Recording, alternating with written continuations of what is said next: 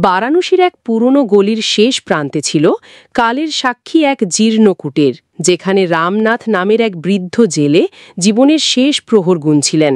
গঙ্গার বুকে জাল ফেলে যা কিছু জালে ধরা পড়ত তা বিক্রি করে তিনি দুবেলার অন্ন সংস্থান করতেন।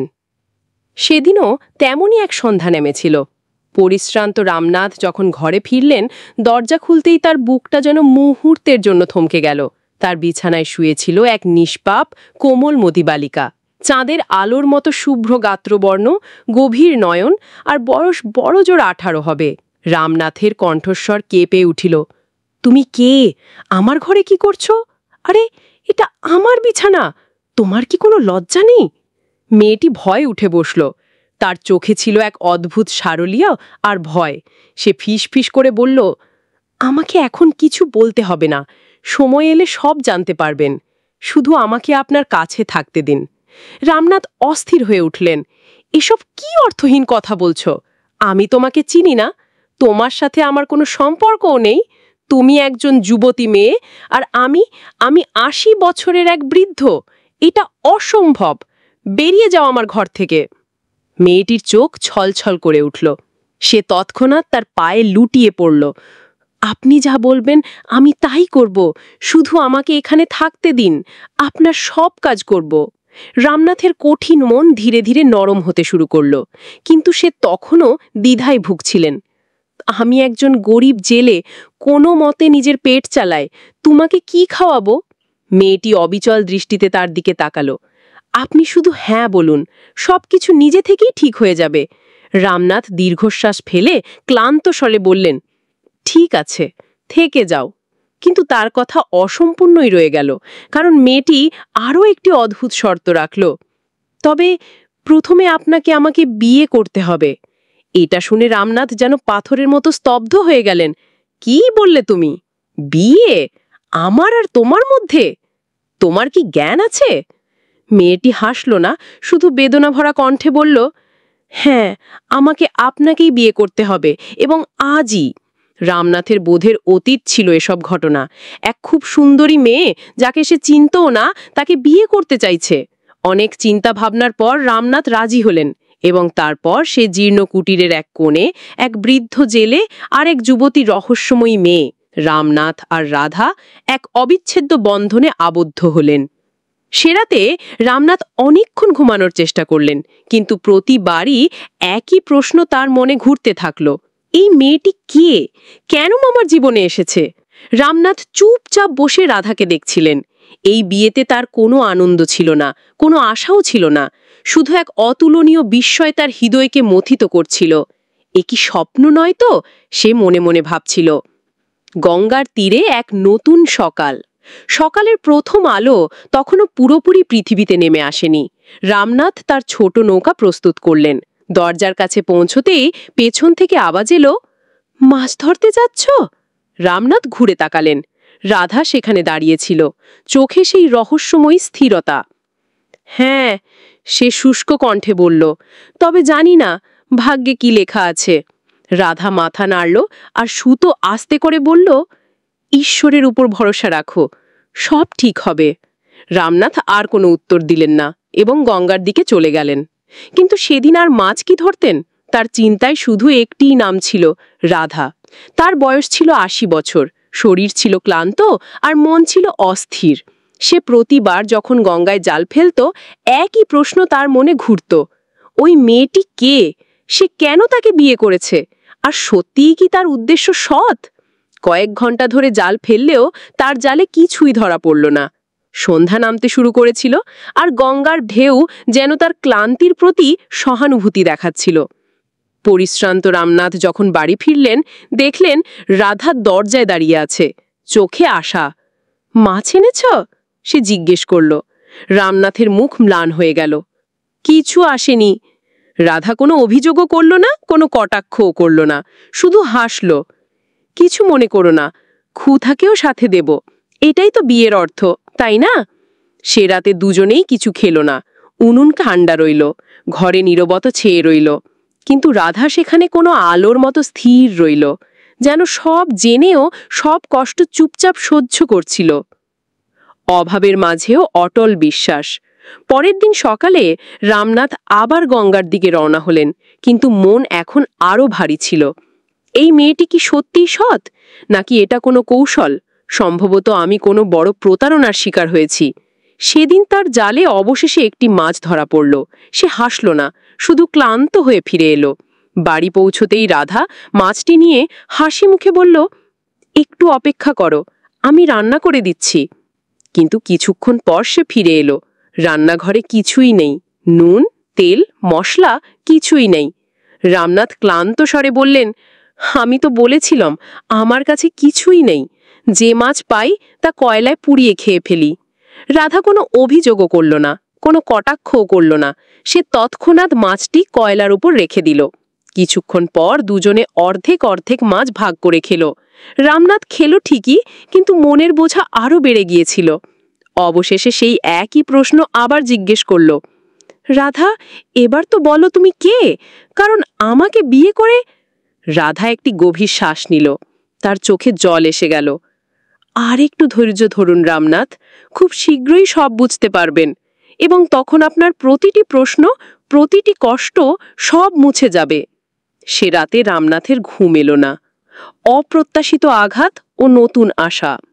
পরের দিন সকালে যখন সে গঙ্গা থেকে ফিরল, তার জীবন যেন থমকে গেল। বাড়িতে নীরবতা ছিল। রাধা কোথাও ছিল না। সে এদিক ওদিক দৌড়ালো, ডাকলো, কিন্তু কোনো উত্তর এলো না। আর তারপর তার চোখ পড়ল সেই পুরনো হলুদ সন্দুকের ওপর, যে সন্দুক সে বহু বছর ধরে খোলেনি, যেখানে তার মায়ের শেষ স্মৃতি সোনার দুল রাখা ছিল। তার পায়ের তলা থেকে মাটি সরে গেল। না, এটা হতে পারে না। তার মাথা ঘুরতে লাগলো এবং সে মাটিতে বসে পড়ল। রাধা কি একজন চোর ছিল? সে আমার মায়ের স্মৃতির সুযোগ নিয়েছে। আমার মায়ের সে শেষ স্মৃতি সব নিয়ে গেছে। এই আঘাতের মধ্যে সে ছুটে গেল তার পুরনো বন্ধু শ্যামসুন্দরের কাছে। শ্যামসুন্দর সব শুনে বলল, এখন শুধু একটাই পথ আছে, চলো রানীর কাছে, তিনি অবশ্যই ন্যায় বিচার করবেন। আর তারপর রামনাথের মনে এক নতুন আশা জাগল। রানীর দরবারে এক বৃদ্ধ জেলের আর্জি। বারাণসীর পাথুরে গলিগুলো দিয়ে রামনাথ সেই উঁচু ঢিবির দিকে যাচ্ছিলেন, যেখানে বারাণসীর রানীর বিশাল প্রাসাদ ছিল। বাতাসে ঠান্ডা ছিল এবং তার কাঁপানো হাতে তখনও সেই পুরনো সন্দুকটি আঁকড়ে ধরা ছিল। সেই সন্দুক যেখানে একসময় তার মায়ের স্মৃতি চিহ্ন সোনার দুল রাখা ছিল। প্রাসাদের দরজায় দুটো লম্বা তলোয়ার নিয়ে সৈনিকেরা দাঁড়িয়েছিল। রামনাথ তাদের সামনে গিয়ে থামলেন এবং ধীর ক্লান্ত স্বরে বললেন, আমাকে রানীর সাথে দেখা করতে হবে, খুব জরুরি। এক সৈনিক তাকে ওপর থেকে নিচ পর্যন্ত দেখল আর হেসে উঠল। রানীর সাথে? তোমার মতো হতদরিদ্র বুড়োকো? যাও এখান থেকে। কিন্তু তখনই অন্য সৈনিক বলল, দাঁড়াও, রানী আজ সাধারণ মানুষের জন্য দরবার খুলেছেন। কিছু জিজ্ঞাসাবাদ করার পর রামনাথকে প্রাসাদের ভেতরে পাঠানো হলো। প্রাসাদের ভেতরের দৃশ্য তার কাছে স্বপ্নের চেয়ে কম ছিল না। উঁচু গম্বুজ, মেঝেতে বিছানো লাল কার্পেট, দেয়ালে চকচকে আয়না আর হাজার হাজার প্রদীপের আলো। মাঝখানে ছিল একটি উঁচু সিংহাসন, যার ওপর বসেছিলেন বারাণসীর রানী। মুখটি মুখোশে ঢাকা ছিল, শুধু তার গভীর স্থির চোখ দুটো দেখা যাচ্ছিল। দরবারের উজির উচ্চস্বরে ডাকল, রামনাথ বিন রঘুনাথ, আপনার কথা রানীর সামনে রাখুন। রামনাথ ধীরে ধীরে এগিয়ে গেলেন। কণ্ঠস্বর ভারী ছিল, কিন্তু ভেঙে যায়নি। রানী সাহেবা, আমি একজন বৃদ্ধ জেলে। 2 দিন আগে আমার বাড়িতে একটি মেয়ে এসেছিল, যুবতী, সুন্দরী, কিন্তু সে আমাকে বিয়ে করার জন্য জোর করল। আমি অনেক বারণ করলাম, কিন্তু সে শুনল না। বিয়ে হলো এবং তারপর 2 দিন পর সে আমার মায়ের শেষ স্মৃতিচিহ্ন সোনার দুল নিয়ে অদৃশ্য হয়ে গেল। পুরো দরবার স্তব্ধ রইল। রানী কিছুক্ষণ কথা ভেবে তারপর জিজ্ঞেস করলেন, এখন তুমি কি চাও বৃদ্ধ জেলে? ইনসাফ। আমার মায়ের স্মৃতি ফিরে পেতে চাই। আমি অন্য কোনো কিছুর বিনিময়ে তা বদলাতে পারি না। রানীর কণ্ঠে কোমলতা ছিল, কিন্তু মুখ তখনও মুখোশে ঢাকা ছিল। যদি আমি তোমাকে সেই গয়নার পরিবর্তে দ্বিগুণ সোনা দিই, তাহলে কি তুমি মেনে নেবে? রামনাথ উত্তর দিতে এক মুহূর্তেও দেরি করল না। না, আমি শুধু সেই স্মৃতিচিহ্নই চাই। আমার মায়ের শেষ পরিচয় ছিল সেটি। রানী কিছুক্ষণ নীরব রইলেন, তারপর বললেন, তোমার কথা গুরুত্ব সহকারে বিবেচনা করা হবে। দরবার আজ শেষ হচ্ছে, তুমি বাইরে অপেক্ষা করো। রামনাথ কিছু বলতে চাইছিল, কিন্তু প্রহরীরা ইশারায় তাকে বাইরে পাঠিয়ে দিল। প্রাসাদের বাইরের অংশে তাকে একটি ছোট কক্ষ দেওয়া হলো। রানী কোনো সাধারণ মানুষকে প্রাসাদে রাত কাটাতে দিতেন না। সে রাতে রামনাথের ঘুম এলো না। রহস্যের উন্মোচন, রানীর গোপন সাক্ষাৎ। সকাল হতেই দরবার আবার বসল। রামনাথকে আবার ডাকা হলো। এবার দরবারের পরিবেশ আগের চেয়ে ভিন্ন ছিল, কম লোক ছিল। রানী তার সিংহাসনে বসেছিলেন, কিন্তু আজ তার মুখে মুখোশের সাথে একটি গভীর রহস্যও ছিল। উজির বলল, রানী সাহেবা সিদ্ধান্ত নিয়েছেন যে আজ আপনার সাথে একটি গোপন সাক্ষাৎ করা হবে। রামনাথ চমকে উঠল। আমার সাথে একা? হ্যাঁ, তবে কাল পর্যন্ত সব হবে। ততক্ষণ পর্যন্ত আপনি প্রাসাদে থাকবেন। রামনাথ এক শেষ আশা নিয়ে রানীর সাথে দেখা করার প্রস্তুতি নিচ্ছিলেন। একটি দাসী এসে বলল, রানী সাহেবা অপেক্ষা করছেন, আপনাকে একা সিংহাসন। সত্যের মুখোমুখি রাধা রানীর পরিচয়। পরের দিন সকালে রামনাথ দেওয়ানিয়ামে উপস্থিত হলেন। রানীর কণ্ঠস্বর প্রতিধ্বনিত হল, ধীর কিন্তু কর্তৃত্বপূর্ণ। এখন তুমি কি চাও? ইনসাফ। আমার মায়ের শেষ স্মৃতিচিহ্ন ফিরিয়ে দিন, ওটা আমার জীবনের কারণ ছিল। রানী কিছুক্ষণ নীরবভাবে তার দিকে তাকালেন, মুখোশের পেছন থেকে তার চোখ দিয়ে। তারপর ধীরে ধীরে তার মুখোশ সরালেন এবং রামনাথের হুঁশ উড়ে গেল। সেই মুখ, সেই চোখ, সেই হাসি, সে আর কেউ নয়, রাধাই ছিল। রামনাথের পা কাঁপতে লাগল, তার চোখ কপালে উঠে গেল। রাধা? এটা কি রহস্য? তুমি রানী? প্রাসাদের পুরো সভা স্তব্ধ হয়ে গেল। রানী অর্থাৎ রাধা তার উঁচু সিংহাসন থেকে উঠলেন এবং ধীরে ধীরে রামনাথের কাছে এলেন। হ্যাঁ, আমি রাধা। রামনাথ তখনও বিস্ময়ে আচ্ছন্ন ছিল। কিন্তু তুমি আমাকে বিয়ে করেছিল কেন? আমার সাথে এসব কেন করলে? রাধার চোখ ভিজে উঠল। সেই কথা যা এতক্ষণ লোকানো ছিল, এখন বলার সময় এসেছিল। কে ছিল রাধা? কেন সে রামনাথকে বিয়ে করেছিল? কি রহস্য ছিল তার জীবনে? আর কিভাবে তার অতীত বাঁধা ছিল আজ থেকে ২০ বছর আগে? রাধা বলতে শুরু করল, একটা ছোট মেয়েকে গঙ্গার কিনারে একা ফেলে দেওয়া হয়েছিল। এক বৃদ্ধ জেলে তাকে দেখেছিল, তার জীবন বাঁচিয়েছিল এবং তারপর তাকে একটা অনাথ আশ্রমে পাঠিয়ে দেওয়া হয়েছিল। সেই সময় হয়তো আপনার মনে নাও থাকতে পারে, তবে সেই ছোট মেয়েটি আমিই ছিলাম, আর সেই বৃদ্ধ জেলে ছিলেন আপনি, রামনাথ। যদি সেদিন আপনি আমাকে ওখান থেকে না ওঠাতেন, তাহলে আমি বেঁচে ফিরতাম না। অনাথ আশ্রমে আমাকে লালন পালন করা হয়েছিল, পড়াশোনা করানো হয়েছিল এবং ধীরে ধীরে আমার ভাগ্য পরিবর্তিত হতে লাগল।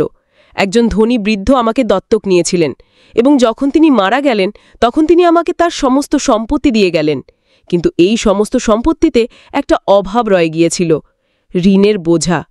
সে থামল আর একটা গভীর শ্বাস নিল। ঋণের বোঝা? আপনার ঋণ রামনাথ। আপনি আমাকে সেই সময় বাঁচিয়েছিলেন যখন আমি এই পৃথিবীর ওপর শুধু একটা বোঝা ছিলাম।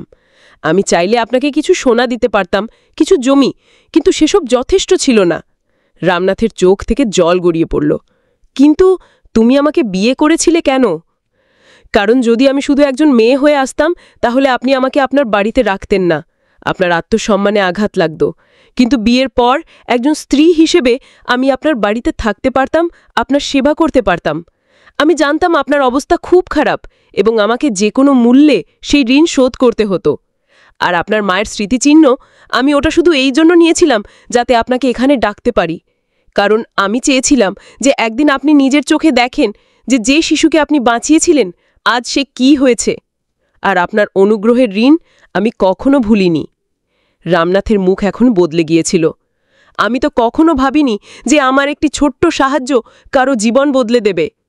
সাহায্য নয় রামনাথ, রাধা বলল, ওটা ছিল আপনার দয়া, আপনার উদারতা, যা আজ আমার আত্মার পরিচয় হয়ে উঠেছে। যে শিশুকে সে একসময় মৃতপ্রায় অবস্থায় গঙ্গার কিনারে পেয়েছিল, আজ তার রক্ষক হয়ে সামনে ছিল। তবে এখন তার কপালে ছিল মুকুট আর চোখে ছিল পৃথিবীকে বদলে দেওয়ার শক্তি। রাধা ধীরে ধীরে রামনাথের হাত ধরল। রামনাথ মাথা নিচু করল। কিন্তু এখন তুমি রানী আর আমি শুধু একজন দরিদ্র জেলে। রাধা মুখে হাসি এনে বলল, আপনি আমাকে নাম দিয়েছেন, জীবন দিয়েছেন, আর যে জীবন দেয় সে শুধু একটা সম্পর্ক নয়, পুরো পৃথিবী হয়ে ওঠে। আমি রানী হতে পারি, কিন্তু এখন আমি শুধু আপনার। দরবারের লোকেরা এখন রামনাথের দিকে তাকাতে লাগল, যেখানে একজন বৃদ্ধ জেলে ছিল। আমি এখন আপনাকে একা থাকতে দেব না, রাধা বলল। এই প্রাসাদের একটি অংশ আপনার হবে, সব সুখ আপনার, প্রতিটি সন্ধে আপনার গল্প। এখন আমি আপনার দেখাশোনা করব। রামনাথের মুখে একটি ক্লান্ত হাসি ছিল, যে হাসি বহু বছরের কষ্টের পরেই জন্ম নেয়। সে দীর্ঘশ্বাস ফেলল, যেন তার বুকের উপর থেকে বোঝা অবশেষে নেমে গেছে। সত্য সর্বদাই একটি গল্পের নতুন আলো নিয়ে আসে। সত্যের মুখোমুখি যারা হয় তারাই প্রকৃত সম্মানিত হয়। পরের বার আবার দেখা হবে।